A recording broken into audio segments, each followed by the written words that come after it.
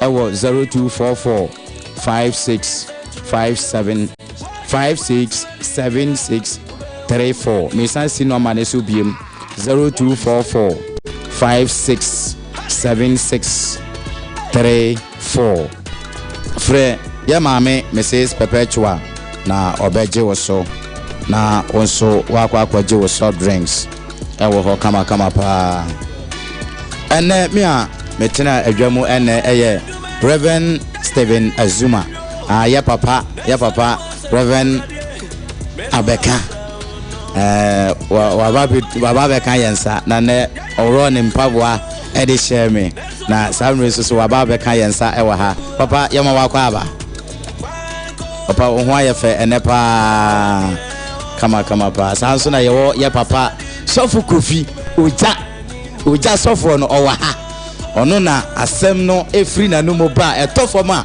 na ohun wo so gidigidi pa enti ene ba bia fidie ni da no de enchim mfiri ho Agyenkwa 101.9 wakwa aba eja minim se ene nyankopon de na asem so asama obie mu na ene yebe yenshira sanso na yenua Cassidy ewa ha ono na de yeko Facebook live na ochinchim efidie no ema ya ewa ha sei yenche ho no yebeja kasamu no ade ama ye papa na yebebo mpaye ansa na yeja efidie no ade ama ye papa na babia honkonkon ade ne fa bia no yenyina so yedi nachi na minim se ode yebetwa sukese no ade akọ esu na ja na yakwa kofa ye nepa ewo ho enedei enti babibia wo bia no yebema ye papa Reverend Abeka ona obonsenku a ayarefo yare etiteko na omo a omani efira omani ehuna ade ya papa nyankopon de asem no adom no na ensenku no so de chese otonyom wa ha na nyom ena namase kama pa no enti se ohia bi nso so a anyom no e available ewo babia enti yabema ya papa Reverend Abeka wa di animu na yabo mpae papa fayeko orofo sene fear not our be there fear the dru a de bremo no programmer atembia ijenya me asem so azoti asem no so awia na onyame na wasem no so ayo busade ama e bra nyame asem bebai enfa ni agro ti asem ni pa na asem no so na nyame de be ho sentre no e bra ye bompae won konkre da wasese wama na hotwe so aba beto wan kwati asem no anye bibia e bra Peter Kopo so wanya hwe no na so obeje ne kodo de kan asem no pulia o ka se onkogu asem no na odididie ko ye no e bra do nya bibia ye bompae na numre bibia so e na o ma no kwan de na koma eye asem eye kodo ama wo Yesu no to ditie asem no na asem ba wi a se yare na da no so amani bi sabon sam na chire no awrade nam asem no so eni ebe wie se na da wo ye no na oma won sam a chire wo mo no be awrade wo nam asem so san wo mo ija wo sempa kani mu mo dem ya bo mpa se ena nwumre yini padua si nchen won koko fa no so kasa na ebe wie no oma so enya oje e da wasesa anagi wabedi e kan na nenso oma ye hu mu aduane a ama ayaresado oje ene akomato yem ewo Jesus do no amen donc voye de Yesu Christo as dikaji number 0206120661 020 wo pen atwere ebe boawo 02061200661 upe obini na ayedwuma koswami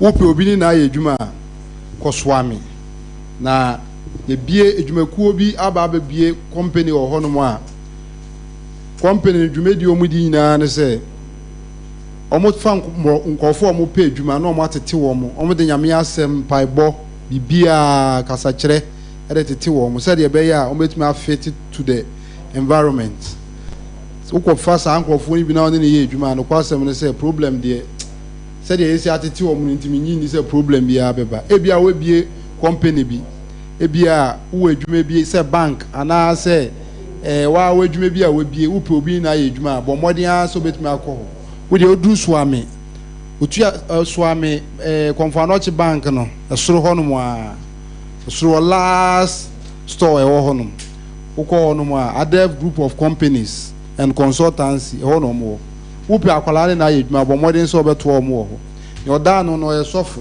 nyame asɛm wɔ ne mu paa menni no yie menni no anka nyɛ adeɛ advert wi nka mɛyɛ menim sɛdeɛ ɔsi teɛ na menim yie sɛ wokɔ na ɔma akwalaa ma ɔne no kɔyɛ adwuma a problem deɛ wone no to nkwanta a mo apae korɔ no deɛ wonhunu bi wɔ adwuma mu akwalaa bi ɔde no bɛma obiara nso no ɛyɛ akwalaa a ɛbɛboa wo yie nti ɛni die mu abɔ mmɔden no kɔ hɔ na kɔpɛ akwalaa wɔ hɔ na ɔne no nyɛ adwuma na ɛbɛboa wo yie Awurade wo nhyira wo paa sɛ ɔbɛyɛ ne saa ɛwɔ Yesu Kristo din mu amen ɛda Yesu Kristo ase anadwi ɛkɔkyinkyin yɛkɔ mmea bebree nanso ɔno Awurade na asan de yɛaba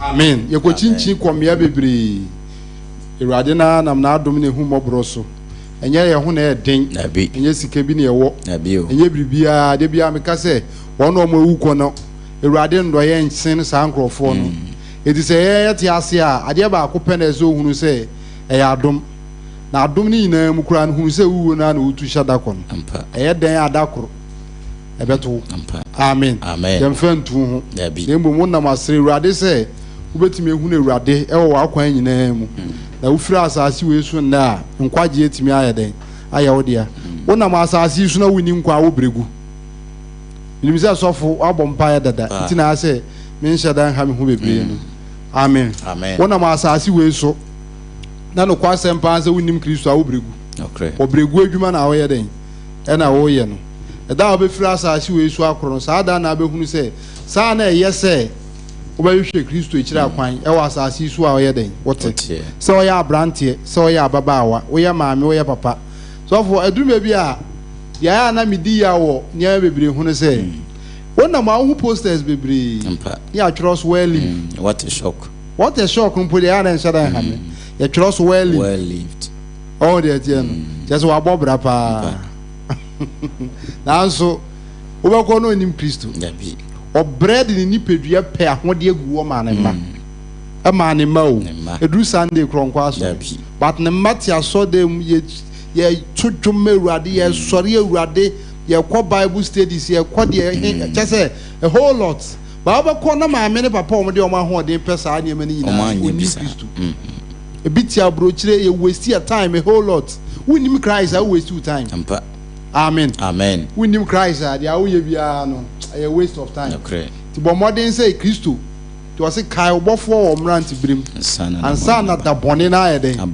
na me no ankasa deɛ mimi nhuru owuo so owuo nya da bɔne amen imprechi nim nye nti ankonko de me nam saa bia hɔ owuo nya da bɔne amen owuo nya da bɔne owuo yɛ nigye nka ne saa owuo ɛyɛ de yɛn yɛ nigye ti mi hu sɛ obi dwane owuo mi hu Kristofo ayɛ mpa ebo nyinaa yɛ owuo a sometimes na na mi sɛ mo sɛ why abɔnefoɔ na dwane owuo ba atrenefoɔ deɛ atrenefoɔ kwase yɛ owuo ana me boa atrenefoɔ da o sɛ ɛna Yesu ka asɛm bi ebra Yesu ɛbɛfa Yesu ane yɛde ne kɔ sɛ Lazarus o sɛ mbɛma Yesu nkra sɛ Lazarus ewu Yesu anka nkyɛ na esuafoɔ sɛ Lazarus ewu ɔse wada ɔka kyerɛ na esuafoɔ sɛ Lazarus wa ayɛ dɛ wada ɛna Thomas ko bie na ano Thomas Bible sɛ yɛfrɛ na ata ɛna obie na ano ɔse owura asɛsia ne afiri hɔ no mo ba mo pɛ yɛ kunyan wo pɛ sɛ yɛsan akɔ obiem ɔse yɛnua na ada Thomas sɛ wada ɛne obi da ɔbɛyɛ dɛ ɔbɛnyane o sɛ ne Yesu yɛnti ɔmo ante Yesu aseɛ ne nyinaa sɛ na Yesu ka ɔsoro kasa na ayɛ dɛ ɔsoro wɔ yɛn kasa obi ayɛ dɛ ewu ɔwɔ deɛ ɛteɛ no ɔsoro wɔ yɛn kasa obi ayɛ dɛ ewu yɛsɛ wada iti ɛnam sɛ ɔde ɔsoro kasa ne ɔmo kasa nti no ɔmo ntena ase ɛna afei ɔda ne n'ano bɛka kyerɛ ɔmo sɛ ɔsɛ me ba mo asase yi so kasa sɛdeɛ amo ka mo nsɛm ɛna ɔbɛka kyerɛ ɔmo sɛ Lazarus wɔ ayɛ dɛ wawu Okasi wo wu no se ne mama ya ina yenkwa ye de yenko jam na ana yenko ngusu no so won se de etie no eti ye osoro ho ne ye kasa ne se wa ye de there was a time me kasa mi wo ha me se wo be ka Christianity ho a e wo se wo hwehwe osom na wa ba mu no on emu kasa on na usua se de wo ko man bie mu a usua mu kasa sa na wo be ka Christianity ho a e wo se wo pe kasa se de Christ o man ne ye ne niema enya wo niema troka eti bomode a na dwi me ka jo owu enya bone owu enya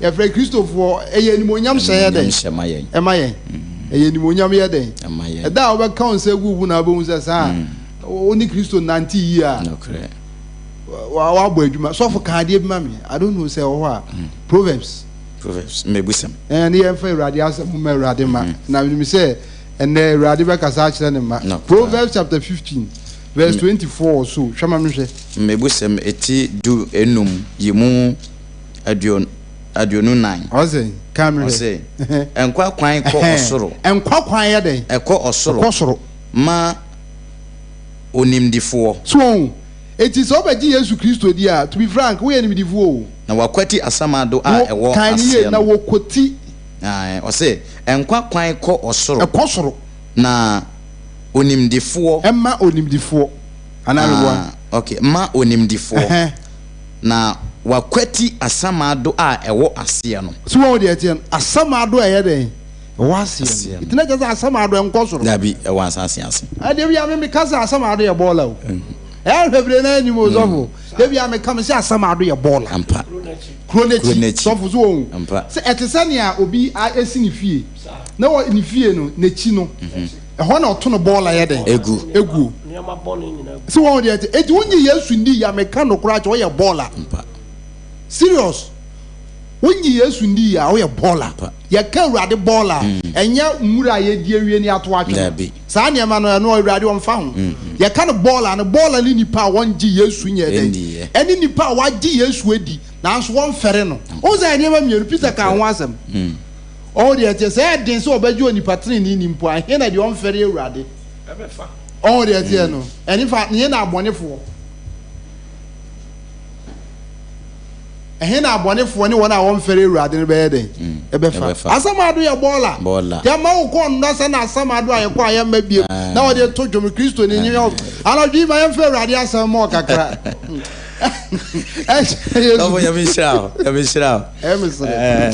minim nye ja ko ni mani I don't know but the ankonko be ye bia no ono onim dia oye den oye anadwi ma me no nke urade asam wo be ye Kristo ni a on ade ba ko ese ohun no se okun eda wanim enam mprichi gidigidi hunu yi ese okun eda wanim na okun ni hyase ebra wonji Yesu ndiye no wuni okun mu amen etiefo ntie mi yi ebra wonji Yesu Kristo ndiye no wuni okun mu wonji Yesu ndiye no wo ye free wakun bi ani wa ya den eba oso ba the moment abedi Yesu Kristo edi pe na okun na hyase amen enya biribi anti o mo Satan no etu yewurade Yesu Kristo so sa odi ni sunkunim ama ni di nkugu eti wa bona adwene mu pose wona adi na chi nyinara etwa so otu omu nyina so sa sade ebe ye obetime yi o ma ya den ahwe na ohiri bia be ko na animu ayen followers enso to me clean followers ni wie dia ene na chance we defeat no amen ba asidan ka urade nso se wa ma ye ntumi e betimi de di Satan so tumi e betimi de ayen di Satan so enso ba ji Yesu Kristo di pa no okun na hyase e da obaji ni di ye o na asase ade na amen enti Paul aka asembi ewo 2 Corinthians chapter 10 82 Corinto asafo efo amen so from Israel wa bi akan 2 Corinthians chapter 4 verse 10 verse number 3 to 4 o say na yenam honam mu de wo ye Kristo ni a wana motuo yina no wo bibia wo ye bia wo ye honam mu nanso wo nya honam ni nanso ye ntu osa wonam honam wonam honam wo nipadua fam okay nanso wonyɛ honam ni dabi amen waade bia na nipa hu sɛ woyɛ nipadua na woyɛ de wokɔ but the ma woyɛ huhu mu ni no ɛnya wo mpa ya wo okay amen ɛnya ya me asɛm a wotua the ma wo bi abaji Yesu Kristo di a yɛ kasa saa nipa no wonam honam mu de nanso woyɛ ni bibia wo ɛyɛ ɔwɔ huhu mu ni sɛ saa nipa Kristo huhu konkon yɛ den ati ni mu amen ɛno na ma yɛ timidi kasa saa nipa wei wɔyɛ huhu mu ni ɛnya mpa ɛbɔ abɛbɔ dabi sɛ woyɛ wa adwe sɛ mpa ya me bonti agi adanse sɛ me yɛ huhu mu ni a you fail na emom konkon ati wo mu no also akasa mi Romans chapter 8 verse number 9 so for sasha na me to me boase ebre no nti ebre no doso Romans chapter 8 verse number 9 kind Romans chapter what pen atwere 8 verse 9 verse 9 verse 9 no o say na modie munni hunamu na mmom mu wɔ honhom mu nanso gye sɛ onyankopɔn honhom temu mu so what was asemo kan no ho etina kyerɛ sɛ so bi betimi anante honhom mu a ɛnya bible na wo kan no ɛna ɛnyɛ mpaebɔ a wo bɔ no ade sɛ ewurade honhom konkron yɛ den atiw mu etu ɔse mo de all the idea no mu nam hunamu na emo mu ni hunamu na emo mu wɔ honhom mu nanso agye sɛ honhom de obetime ewura agye sɛ onyankopɔn honhom yɛ den ɛno na de wura de nkwan okay amen eti Paul ɛbɛka kyerɛ Korinto asafo no sɛ yɛyɛ saa yɛtu no ɛnya hunamu dia yɛnam hunamu all right ɛne yɛyɛ bibia hunamu na wonam didi hunamu na wonam kasa wo bɔ mpa ya bibia wo yɛ bia hunam fam nanso sɛ obetimi anante wo honhom mu a agye sɛ wo nkonkon yɛ den atiw mu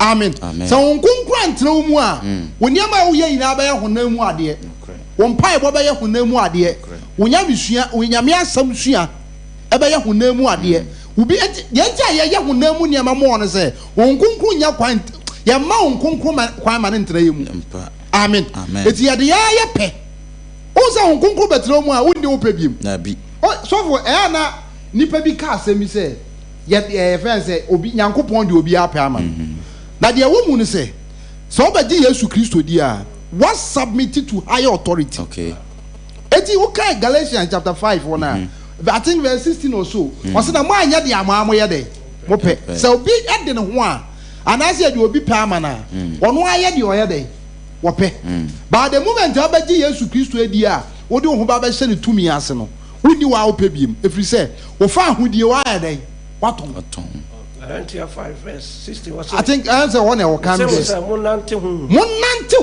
na munni honam akɔnɔ akyi monante honhum na munni honam akɔnɔ akyi honam akɔnɔ no ɛyɛ ɔmo nam ewurade honhum nti wɔ mu no saafo no na pɛ honam akɔnɔ mpɛ so ɔmo ne yɛ den ɛna sɔfo kan ɔsɛ honam no ɛkɔndo tia honhum honam no kɔndo tia honhum no na honhum so kɔndo tia ɛyɛ ntɔkɔ bi ɛkɔ so aprapre ya ɛkɔ so onipa bi emu nneɛma mienu nhyia saa nneɛma mienu nhyia esimu deɛ mo pɛ sɛ mo yɔ ho kwan kan na sɛ honhum de mo nam a na mo ni mmara ɛwɔ saa na wadwɛ no wɔ ho baada ɛyi bi wɔ hɔ nom a ɔno no state clear sɛ na mo anya de ama saa hɔ no paa na mepɛ mo anya de ama mo yɛ den mo pɛ eti always biara no bɛyɛ kristoni a first thing ɛne sɛ ɛbra abɛgye Yesu Kristo edi na wama ho kwan ne yɛbɔ osu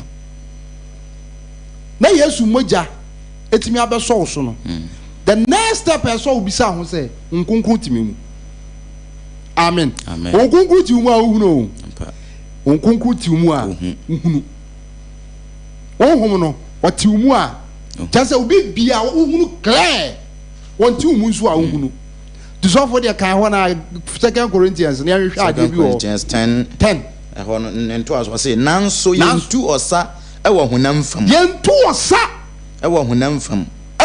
fam efi sɛ yɛnsa yetuo no akode ɛnyɛ honam mu de amen yentu osa etina just say Christopher bia at the moment aba ma unsa so agi Yesu Kristo edi pe unu se okon na ayeden ahyase amen ya nam hunamu de nanso ye yesa yetu no enya hunamu de eya huhumu de amen etine se won kunkwan the first thing say ansa na Kristo ni bia ebe tu osa no ni watimi adi nkunim no amen ye mu bebre osa yetu no 1 ehu wemu 2 ye tu osa ni di nkuguo amen me bobɔ ne ma bi so ayɛden a kyerɛ Awurade ma wo pɛ na atwere osa na yetu no ye tu osa no na nso so no ye mu bebre ye di ngu sɛ every Friday bia Christopher ejina omo na so Awurade ono an private life Awurade obɔ mpa ya na nso ne ma nkleke amen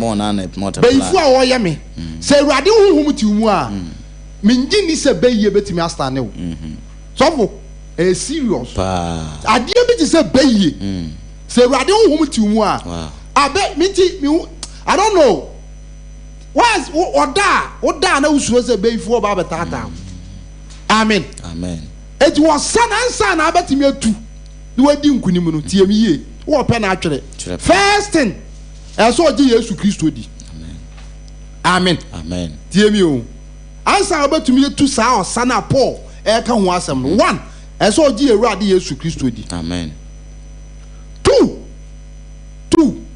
to wotini di wi a etwa so otumi ni apam amen e woni mojem se woni Awurade nya apam a onya wo be ye ne dia what submit it o say ye ka so obi ni obi nya apam a tofo adana ngongo kire ma de bi woni se abusua bi aye moja amen o se wodi ni moja na toyen ati James o kan first Revelation chapter 1 verse 7 wo bana odi ni moja na toyen Africa sa hodo aman ne nkrofo ni ebusua so wo be so kan ma me wo kan ma me hwade Revelation chapter 1 verse 7 kan verse number 7 or say hwe onamununkum mu ereba onamununkum mu ba na aniwa nyina behunu ene won a wo no mpia no na asase so amusua nyina bebo ne ho bena asase hu abusua nyina bebo ne ho bena saa ara na ebeye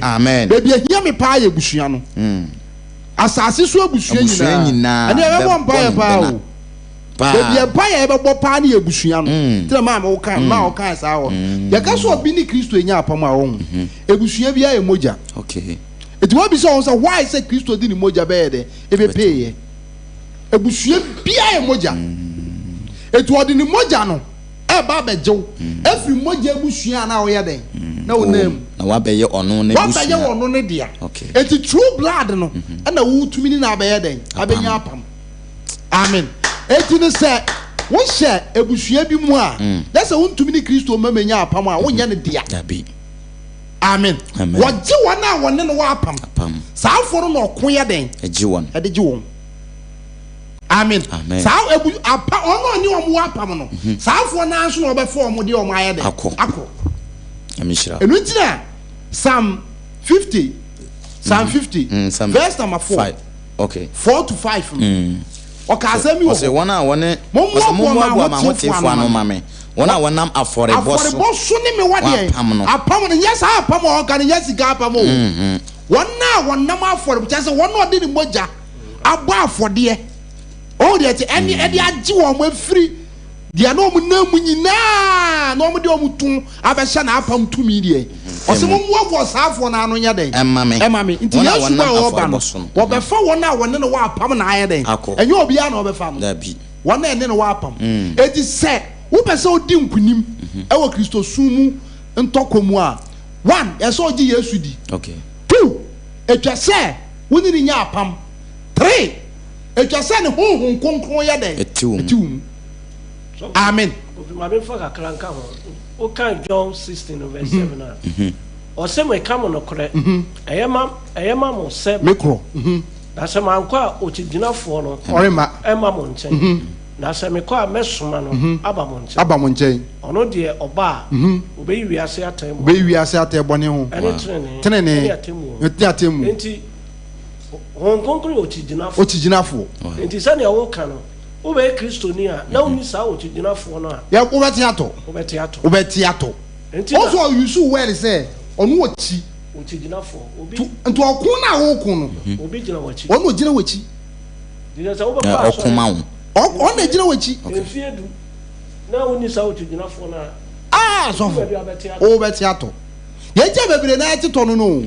Okun na chi kakra bia na wa ye den. What oni otijinafo. Amen. Eti no wanya apam na wie no.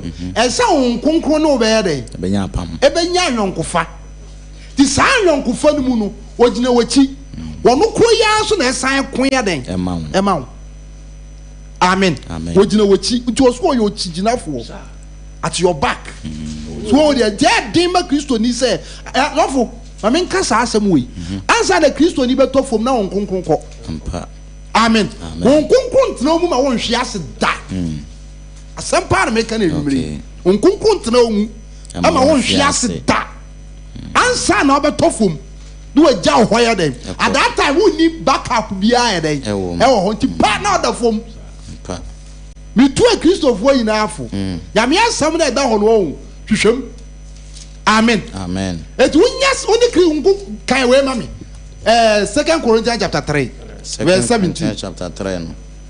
Verse 17. Na me se me tumrika. Na bi 3:17 kai o say na Erade ne honhom no. Ewurade na nkasa no ono ane honhom. Na fa ko a Erade honhom wo. Fa ko Ewurade nso honhom wo. Ho na fa hodie wo. Ho na fa hodie nso ye den. Ewo. Eti honhom na abetra wo mu no. Wono na obagji wa firi bibie. Won konkron da la osata me ka asem wo asem se won konkron Satan hu ne da. Nti onim na adwuma. Wonim kwa afa so oye den. Oye na adwuma. Amen. Eti Ewurade won konkron na asa oni ni ye den. Enya yonkofa. Na ono nso so atimi agyina wachi. De watimi aboa wajew. Ama na aye den. Ayeye. Se won konkron ti mu ampaye na wo bɔ no. Wo bɔ na nso so no. Wo di agro.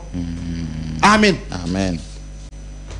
Onkonkun ni umu awon empire no ye den o se Awurade Yesu Kristo adom onyankopon ne do honhon konkon anyankofa enkamu yina 2 Corinthians chapter 13 verse number 40 twere so wo se do wo se so for sa asem we ye pon asori bia ye ka o so for ye pon asori bia ye yina ye ncha adom nsem wa dwene ho da tie o se Awurade Yesu Kristo adom onyankopon do yani Yesu Kristo ni grace na dom onyankopon do Yesu Kristo ni honhon konkran yonkofa o se do kan no na kire se wo di Kristo na eko etwa se honhon konkran so ni ya yonkofa o de ate na dom so ye den e kase ye ma o de enkamu nyina ya kan tra na yeko so for the American one say on se onyankopon odo Nyakopon de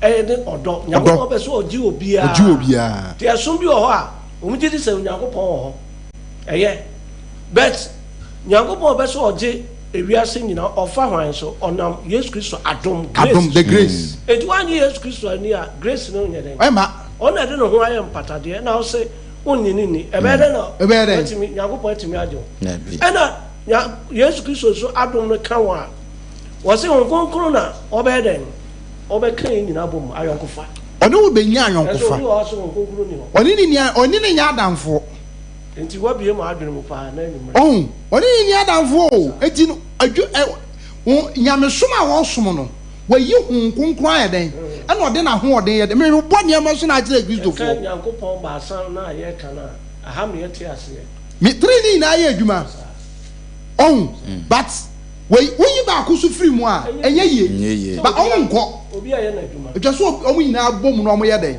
na woni so asofo de asan ka huni wako na wo ko Kristo na di animu so no na de na adoma do mo to no di wanim no wo kokon ye den enti there is no way say Kristo ni as also ka semi wo so for minim say obeka ya fair John Fair John chapter 4 verse 5 4:5 or say one day wo free we ase be Fair John 5:4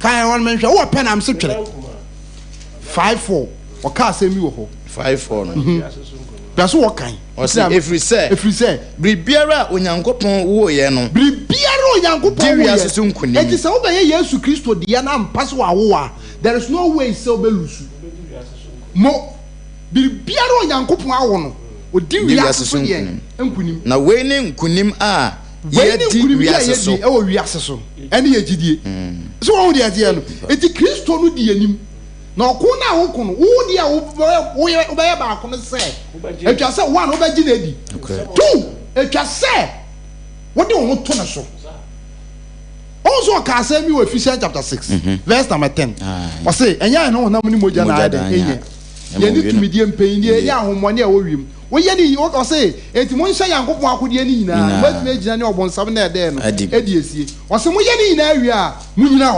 ho ye ti no ka say mo nyina ho ase kyerɛ ne say wo de wo ho ato ne so mpa enti adi kwa say hu account huru say okun na wo ko no wo no odi wanim no wo ye den ene wo ko amen eti Paul asem obeka na 2 Corinthians chapter friend saying 10 verse number 3 to 4 na ye ba mu no amen eti sa Kristo ne be di wanim wo kun mu asofo wo di ase wo ye nsu ni wa wo ye Kristo ni no dia wo se wo ye ne se etwa se wo de no korɛ ebo wasene amen etwa se wo de no korɛ Kristo fo ye nka no korɛ yanka no grow ye ti Kristo so mu di tro na woni ade ba akwa wo nkonkron enipa bia odi tro etro wo mu no nkonkron tere no mu anya yi oya bon sam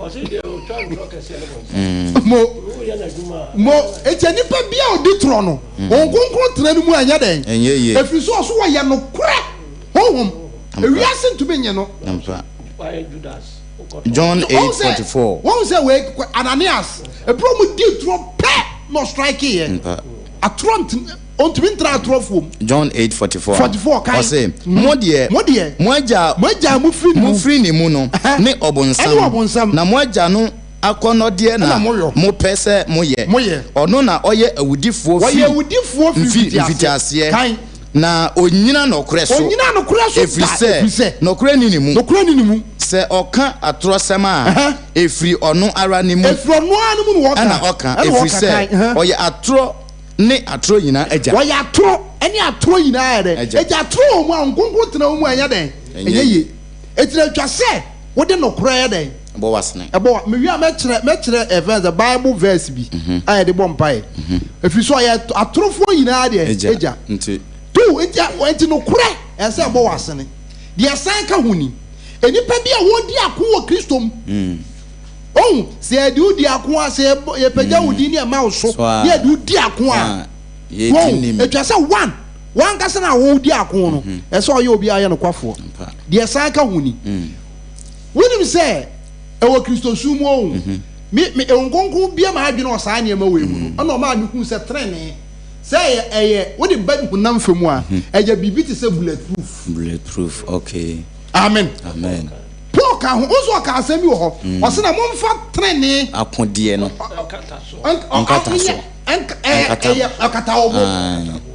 nkatabo eti say dia soldier for ko akon a ekwa akon a eya na o mu cover wo mu bo say dia be ya etuo bi bone bo a entumi nka no saa na Paul no wo kire eya ne ye kan katabo no but ye hunu ade ya de be ya da e begina me hwa ade a medwenwene na nkonkron e prompt ma hu se en katabo no se enka honam fam se de ka se we ye bullet what proof akode bi bom entumi penetrate amen saa na no kura na trene na aye den aye de katawo okay ye boot yo obo anya den enka Psalm 35 verse 2 as so chem ne nkata nimu na sore bebo Psalm 35 verse number 2 or say so chem ne nkata nimu na sore bebo ame na sore bebo na si wona awotame no ka kire me kra se Agyenkwa ne me Agyenkwa eneme so wo de ate no eti na twase we apart from so nya nkatabo no etwase wo nya what we call shield dey friend a chem no and when your friend faith shield okay won to me ni Kristo nante wa bra gidie ya den enti umu obom pa ni wie no okwa no doubt amen obom pa ya wie no okwa That doubting spirit take place. Christopher Yari Bacope. Apart from Bonnet, I say Giant. I did a question, I make coin, Anyeni. Yes, Christo say, so would you dear? I did be a Sabi, I meeting my sooner 1 year near. Where then? On to me, because so call the Krumono. No, winning the say, and run a bubble, never buy a carpenter. Or a carpenter in any band. And you way better than what you imagine. I say, yes, Christo and Tibian can turn and say, I dear. Why, you want to groom?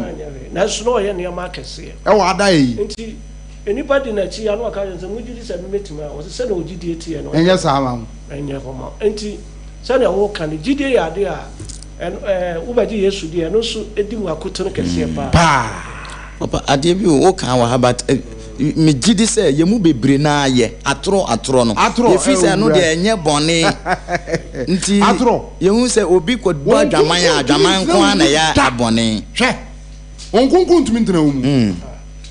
That. Nese, Ebasa.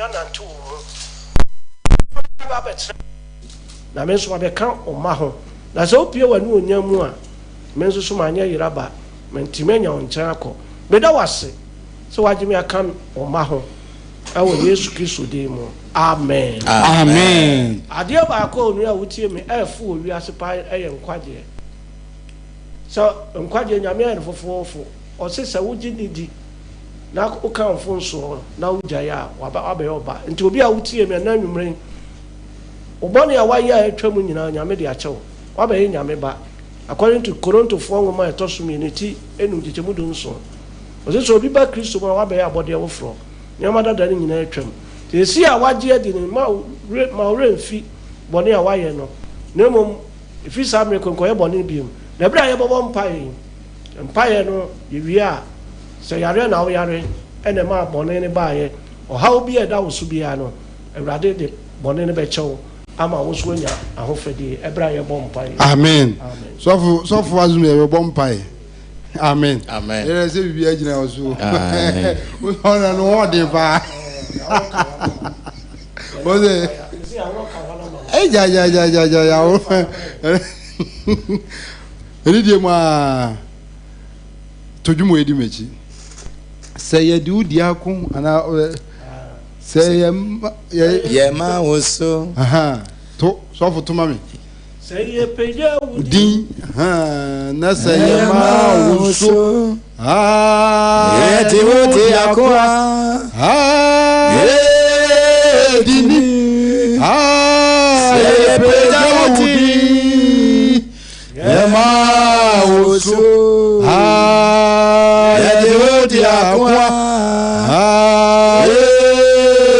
dini ye peja udi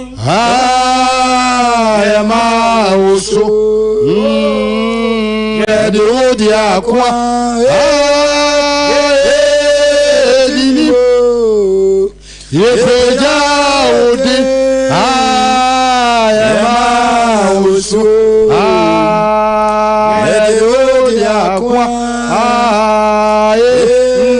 ya bompae Psalm 91 verse 3 oso ono no beji wa firi ofidisumfo fidie mu ni owuyade seye mu amen amen ya anadwiyo wo bompae aka kire Awurade se 2023 ya yesimu owuyade bia ba misu bia Awurade jimi fi wo Yesu demo amen amen me serious ka mu na wote anhwe won na etika ni mu no dabi amen amen obi wo kura sofo ne de na hye no ho me ne wo kase ye won ho mpa aka na adwene won nam a no kasa serious e won ho ntumi nkire mu nkire dabi na hye no mpa wo bompa ya ka kire Awurade se Awurade anadwi owuyade bia da me so owuyade bia da me so anade e ba me so ane ade e ba me so yimi firim kasa Awurade Yesu enana twi sami promise na me bompaya owuyade bia atame so owuyade bia eba me so ewa fimo Awurade timi firim ewa Yesu de bompaya bi mone sama bompaya wa bi ya wo bompaya ewa Yesu Kristo na so te bo owuyade sey bia ba me so enana twi ya wo Yesu de bo asiento Bejanto, asiento, Asiento,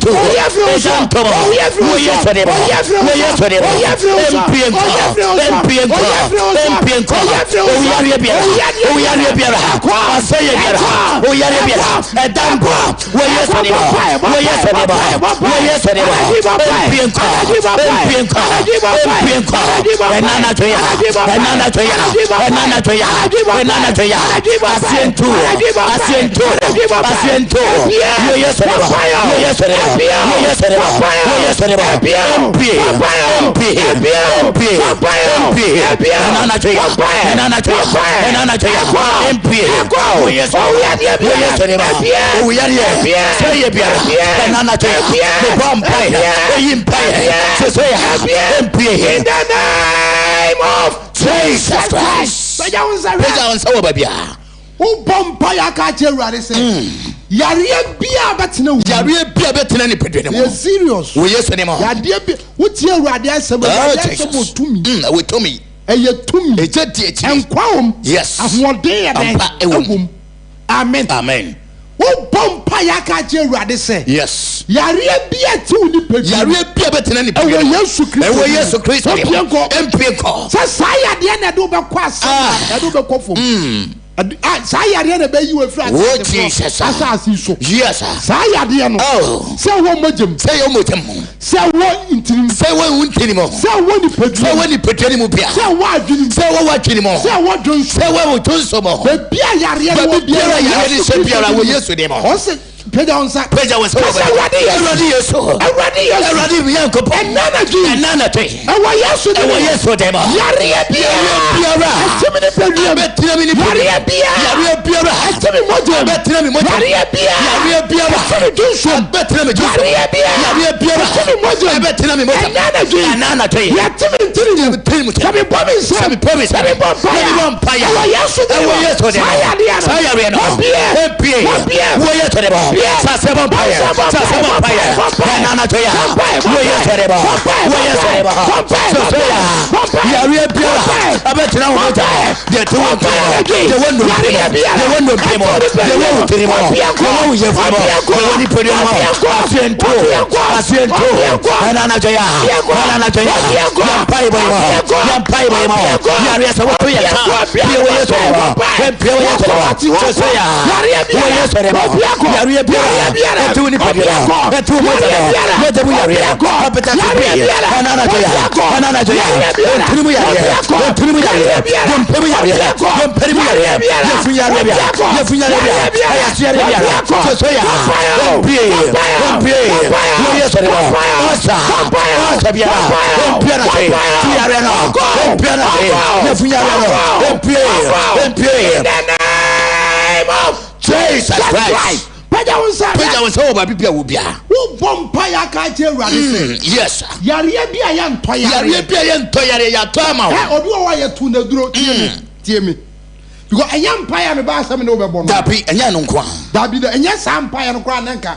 Won konkuru di opɛ. No kre. Ana wo ye. Amen. Ti bom ya wani. Na Bobby baby wo bia. And found is what ka mu. Dia ya nto yare. Amen. Dia ya ntetere ya tetere. Aya dia ya yare ato so. Aya yare ato so. Wo bompa ya ka je Awurade. Sane me. Yes. Amen. Yes. Oso no be jiwe fro wu ya sayem. Amen. Wo bompa ka je Awurade sane me. Peja wonsa. Mi hu usu peja wonsa. Amen. Kasa Awurade Yesu. Enana twe. Kami promise. Kami bompire. Ya nto yare biara. Ya dame so. Yare biara. Hu mona. Ya tetere me. Biara. Ya de me kra. Ekoye biara. Yare no. Tome so no. Enana twe. Kami promise. Kami bompire. Yes way. Sane me. Obi bompire. Baby biara wo biara. Baby sama prayer. No one mra na twe. Wo Yesu de lo. Entoyare. Tituri biara. Onkonso. Remonte. Nana twe. Remonte. Wo Yesu de lo. Remonte. Entoyare. Yabana Daniel. Entoyare. Enana joya. Obi man is about fire. Obi man no one embre. Enana joya. Wo Yesu de mo. Vampire. Wo Yesu de mo. Entoyare. Biara. Sokya. Enana joya. Sokya. Wo Yesu de mo. Jesus Christ. So can we mami? Yes sir. Colossians chapter 2. Colossians chapter number 2. Verse number 14. Colossians chapter 2. Verse number 14. Colossians. Who open up Colossians chapter 2. Chapter 2, verse number 14. 14 no. I say. Na wa pipa asade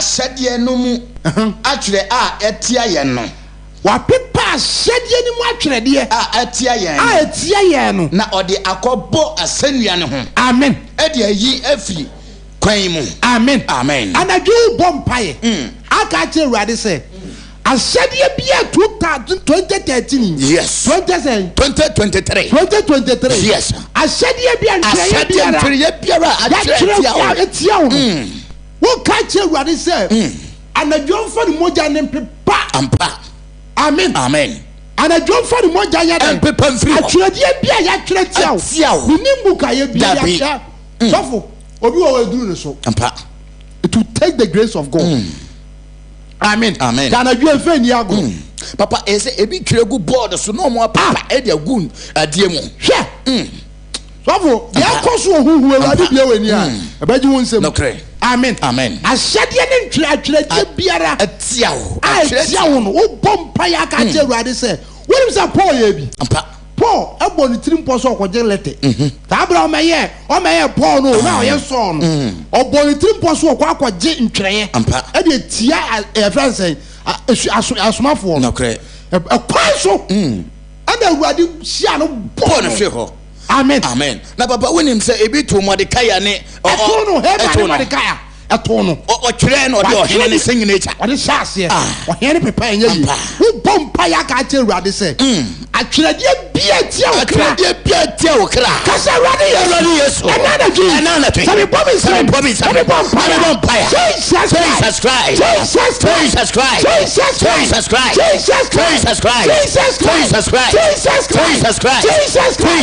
atwerɛdeɛ bia tia me kra anadwoya pepa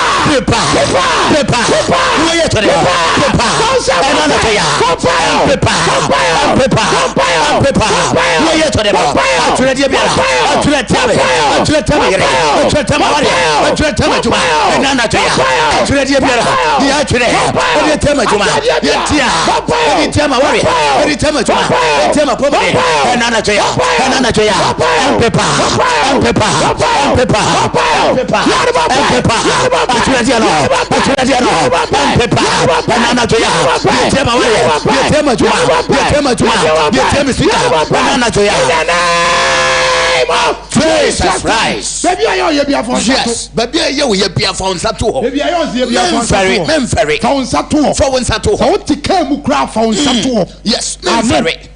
Phone Sato. Phone Sato. Oh, say yes, you can say me. Yes, you can say me. Or say, Memam to me. Oh, the Atiano. Someone say for you. Amen. Yes. One say for you. Yes. For you. Mama kwata fo humfi. Yes. Amen. Amen. One na me da bia me ka say wo Yesu Kristo dinimu. Me nya ni ufo. Ampa. Amen. Amen. Amen. Nya ba ko. Dabi. Amen. Amen. Bia wo yare bia fa onsato. Fa onsato. Fa onsato. Fa onsato. Me nim yare da so ana bi. Obi dia yefunu yade. Aha na cha. Obi dia hosa o. Obi dia typhoid. Sofo.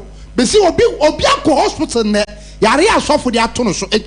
Doctor dia to no so no. Fa onsato. Fa onsato. Ewurade be yefuru so. Obe yefuru so. Yabon pa sane da bia ye ka no. O se otiginafo no ebe gira ye chi.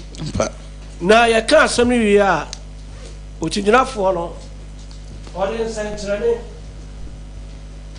eba enti sane osembakani no akasa wi no Onyankopon ede nsentrene eba ba eden edi akire wodi esa wo ye ne sa wunya gidi enu ti ba bia yare no wo no sofo o ka so mo nsensu ana ofa fansa to ho e mai ye bom pai onyame bone nko na etete oni nipa entem ena obi biara a waka no bone no wage atum se emfonso na satan gina so ama wachekere no so obi tie ye na so oyare na wanu no ho ehunu mfonso na waka na wajaya nkonkono ebra wasam abawie ye bom paye esane sa nipa no ewo Jesus Christ wudi mu de oyare nkonkono peja no samre de oni ani da so de na ware aguo de ahotre bi da no so Awurade wo se wo man sencheni edi asem na chi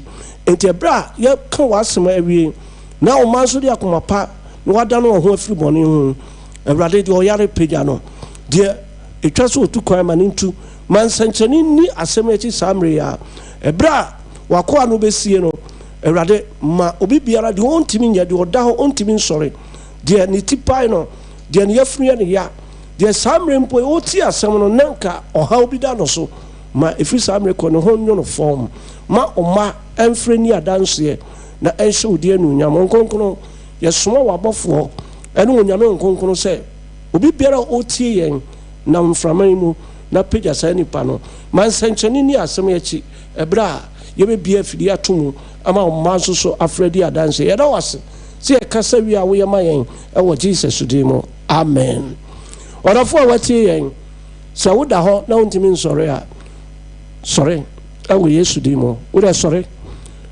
wo be sore baabi a na yo ya check ho samre a wo behu se yare no se utina na yo ya wo se ekọ wo yefunu wo se nyame wo ye afiri ho wontimi nsore a wo de try se wo sore wo se wo be sore cream na wo kọ free samre ko onyame ayi yare no afiri ho se no kan Hebrew fo ngoma no itina itemu edu na so nyame asema no nam che nkrante ni fa no ti samre ya ebra ya de number 2 dwa wo be frɛ na so edi adanse minim se nyame aye bia ma osisi a nti so be di adanse sisi a fa sa number 0204 905655 0204 905655 frɛ asam no se no wote asam no ana se Awurade enam so aye bibia ma afrɛ sisi a na onso di adanse ebra yeti o samre ya awo Agyenkwa FM 0204 905655 fresh samre ya na di adanse se nyame no nyam kola odi kan betuma fresh samre ya 0204 905655 kola odi kan wa frɛ hello. Hello? Hello, good evening. Fine evening. Good evening, sir. Okay, free him. Okay, free do bin so. Send me a micro. But you didn't say. Hayford. Oh, sir. Okay. Yes, so I'm so insurance. The first service of God and we am ready to run a photo on them. Oh, fine. I'm in a bonfire. Yakupo Shamo. Send on him so far. Juma or the Moyeno. Omamunya Ketiapa. Amen. I didn't come up. More can of play. The girl can you have some more can of place? Rade Eponya da Homa so Benya Savi. Amen. Amen. Come. Send on him so far. Oma the motion should be a home from them from Tanka. So I'm not really a big no pressure me chire na muchi atramari yeah that's amen me hampa bo portrait ni abrabo ntinye nyame aduma Awurade de Hayford no mojam onkonkro sene wado asem no free samre ko begira na chi boa no ontimi moten ni abrabo kopem se wo be frɛ no wo Yesu dimo amen amen sene onim sofo abeka onimi ba jose onim sofo abeka adwin so na wode asa unimi obi animi me boss enko unimi hello me se unim sofo abeka sofo abeka unimi so what do mean so what me na di so am bet na hanche di ha me o de abusa sofo abeka obi abechiro be amaso no why I want to. I hold on, Yaminsra. Okay, maybe some Mate, Medasi. You offer from Subet to my friend 0204 905655 Frebra. And you may Yame Aye Bibiama. Me say, Assemble with TNT Yareno Eco Yareno took Unyame about 4 Bessa Yares here. I'm also where they are dancing. I'm one who say Yamia Semna no nam. And you may send a UTR 75, 0204 905655. We'll be to my friend. Obi a friend. Hello? Hey, hello. Good evening. Fine. But you didn't say Casa free. But you Casa free. Offense, okay. And you what? I'm a mortgage for. Then you understand. Yeah, man. You're going to come on at the mouth. Sorry. There will be now, I began. Sorry. It was So I mentioned why. So what to my free offense. Also wait to my fraba 0204 905655. Hi, Agyenkwa FM. Me say na numero asema wuti empu no. Aye ne ma kese power abrabom kwade asem. Asema aye mfrem obetuma frɛ di adanse 0204 905655. Obetuma fraba samria eno abompa e bia na wo yare o ha bi da wo so. Wuti asem no. Hello. Hello, good evening. But you didn't say Casa free.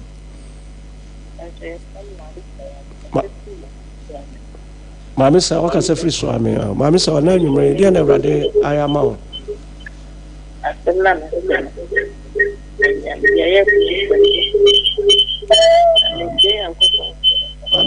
I said, open already in Tika. But you I say, aye, Casa. Uncle point to I'm not a free one. No, I'm a whole band when I can. Australian, I'm so veteran who are free bonnet home. The Timmy many patron who free bonnet home and say, Otin Yamia Semna, or say a gentleman enemy many deal with him. Won't say Yamempe. The Yamempe no jay, Yamesubebo. To say the all can of jay no wish run. My mom pie mouth. I rather me the mammy say, well, no mojam. And I number Buano. For Hong Kong, Euradimu. That Ontiminia bonnet, free summer queen. Now Ontiminia cron, Emma, or say on pebonnet, or beso small. Domono da Buano. Or besa frebium. Now was the suffering tibia, mo abba tibia. So we would now wait my young quadrant. But that was it. So I am an way to demo. Amen. Amen. All from Subet to my and I do bet my bus 0204 905655. 0204 905655. Wait me, Abba. So now every day, as some now what you know. I'll say, as some are watching to who any fee. Once you bet my friend 0204 905655. Now, Kabi Bishan Yamian Unyam. Wait my basso 0204 905655. I'll wait my basso. Hello. Hello, good evening. Good evening. Pacho, we didn't say Casa free. Pacho say, I'm Ponsa, Casa free. Bonjour. I remember then I read I am out. Why had the plan?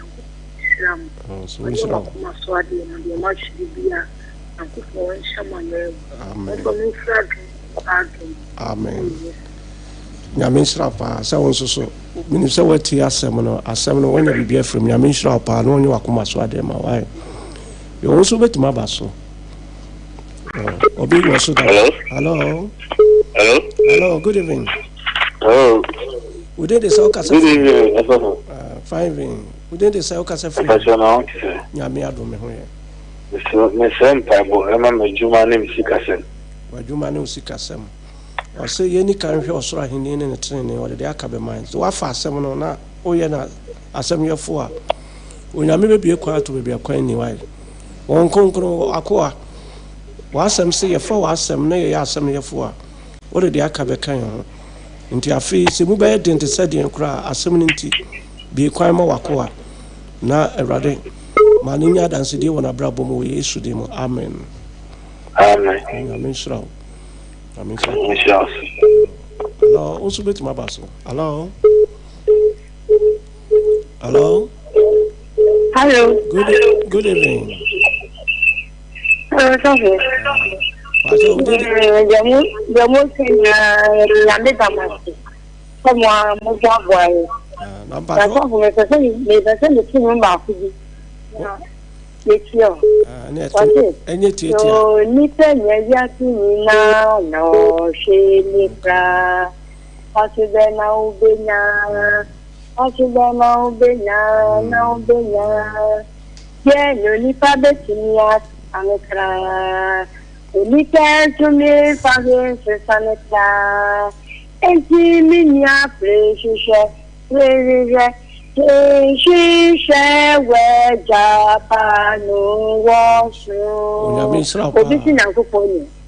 I didn't see the man back after Yamuni. Oh, I can't suffer. Me patron within the cell cassa free. On your money, the pa. Yeah, I'm a catastrophe, number one. You're number one. Oh, Yamisra. Rose Dapa, Yamisra pa. Tia Coso, I fear the beer Coso friend and Yambisra. When I'm in car, you offer France to Grasso. Hello? Hello, good evening. Pacho didn't the soccer suffering. Within the bathroom. Okay. And you may wait to my car.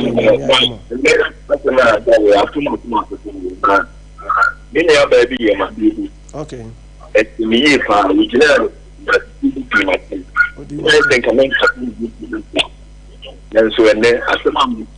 Oh,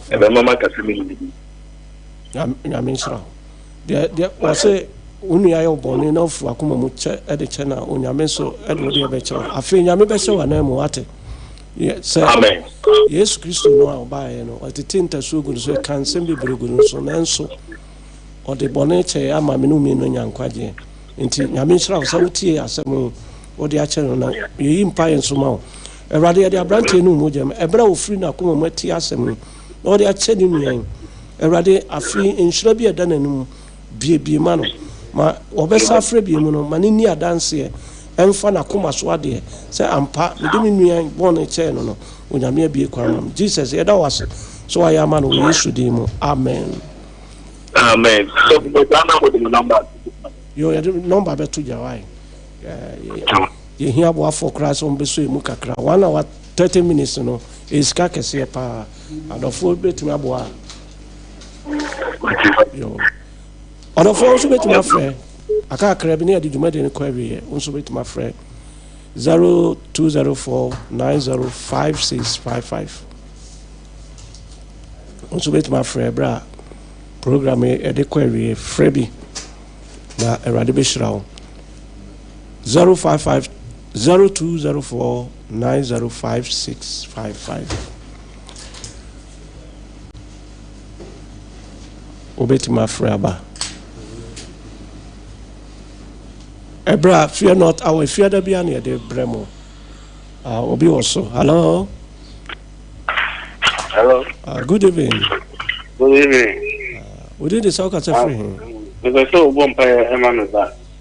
I could be in a school. Obi who are there? Bandi the same. I have I see Timon and Nakasa. Nana was at the same. Ya call papa nation, Yamia Samwate. Me ma quotation back on now, Papa Kama, Daniel Tibacco, Timu Dunson, copying doom or tree. Or say a more fraba name when you go for mammo and woman swimming dear. Now Daniel would do a manim kind and it's a different cranamedicano. And it's a oh fair radia someone. When you remember more the first school, I'm also what's happening in Pakistan when you remember what? Who could score another parking can quotation? I'm fire quotation. Why? I rather a bomb pie, general quotation, so bomb pie marble frame. We be out of here was some piano, a rather, what a mano. A bra union in him, dear Niansam, any penny in your company, fast I went to marble frame. Whom we go to marble frame medical for we used to demo. Amen. Amen. Yo, out of 4, and then you may say, also bet to my boss, may 2 colors be now. Hello. Hello. Good evening. Papa Maje. Yeah, nah. Niaba. Me ba cho. En que se advance na midi. Pasa mamu bomba ye no se am se sampe ya de dia ya no so ya me ya pa. Wa so ya. Me de me sa so se de ya pa. Ya de nyame nshira pa. Na otwe bia ya ba odofo asam ne nka no concentrate ya ma ha no mo emmo mpaye ema nyame enconfirm ye eno nti anumre nyame na aye waso no emma bi wate rado usayare ensa ma bi ti maame odi adanse no me free samre ko yare ni free de so wasam ne sa na yare oboso ne sa yare a esamba but Jesus usayare ko ti na mre amaame odi adanse fa adom ni nshira to no so madabia e betre fidie so na adanse no so our Jesus name. Amen. Amen. You are the for your program if you are the biani at the brow. Na program no say radio so enough from hello.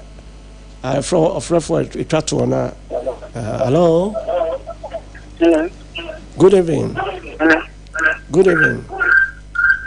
Hello. Hello, Metonka. Within the South Castle. Asumaso. Okay. Within the same. But the free. The floor free. Okay. A free and you made in your mere amount. My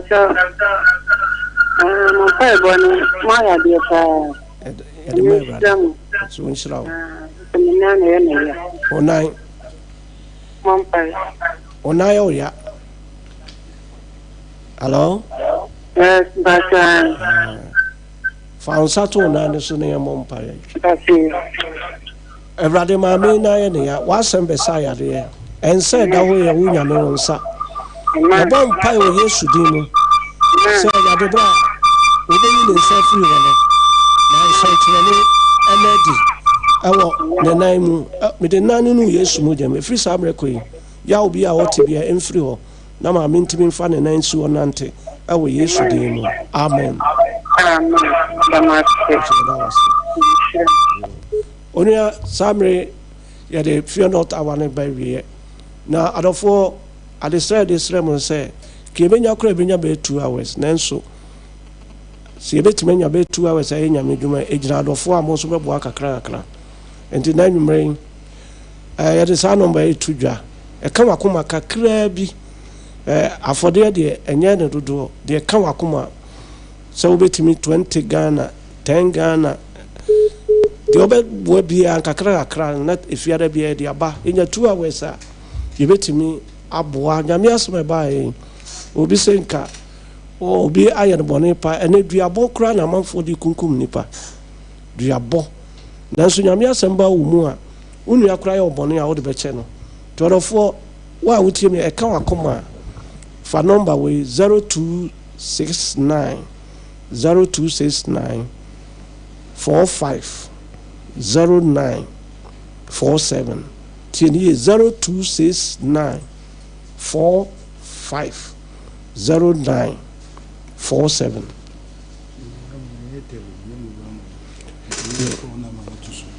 and number with the mobile money my number no 0554 21 16 48 0554 21 16 48 and the mobile money old kakra de beto so bia no en sabeka de edika no so amebobo ma 0269 45 0947 there we are offering bia counseling and our offer so far o preach so for coffee o pese offer na wo asem bia o den e be ka bia offer sa number na remember na pese we mobile money so a 0554 21 16 48 or for me say nyam be ka wakoma ade bi wo kra nyam pa bo o ma na wo ma no